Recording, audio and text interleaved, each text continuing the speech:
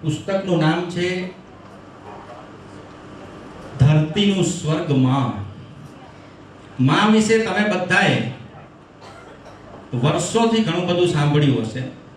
ઘણા બધા કલાકારોને, લોક ગાયકોને, બૌદ્ધિકોને, ચિંતકોને, વક્તાઓને તમે સાંભળ્યા હશે. પરંતુ હું જે 3 કલાક દરમિયાન કાર્યક્રમની સાથે સાથે તમને જે એક આનંદ સાથે મનોરંજન કરાવવાનો છું અને કોઈ સંદેશ લઈને આપણે આજે અહીંથી છૂટા પડવાના છીએ, માને યાદ કરવાના છીએ. મારી દ્રષ્ટિએ માં શું છે?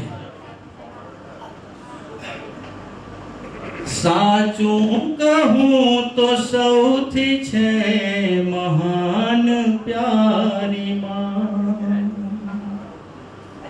સાચું કહું તો સૌથી છે મહાન પ્યારી માં.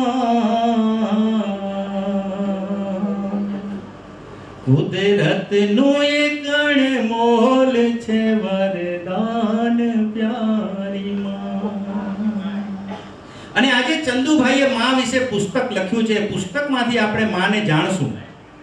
પરંતુ માં એક એવો અદ્ભુત ગ્રંથ છે કે માના હૃદયને જો હું ને તમે વાંચી લઈએ તો દુનિયાના કોઈ ગ્રંથને ક્યારે વાંચવાની જરૂર પડે નહીં.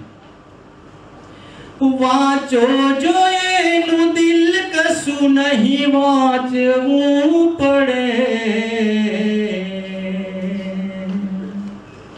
વાંચો જો એનું દિલ કશું નહીં વાંચવું પડે.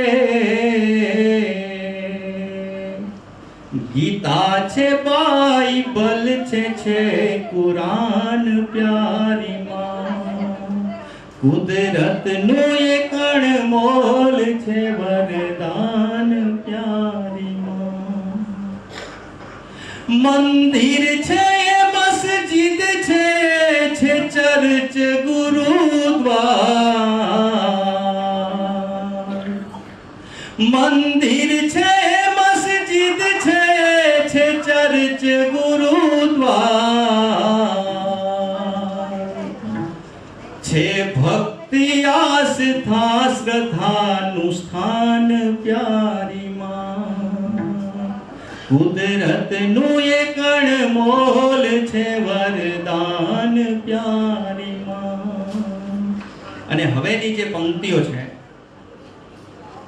પૂજવા હું પથ્થરોને જાઉં કેમ ક્યાંય પણ. પૂજવા હું પથ્થરોને જાઉં કેમ ક્યાંય પણ. હું તો માનું છું અમૃત કે ભગવાન પ્યારી માં.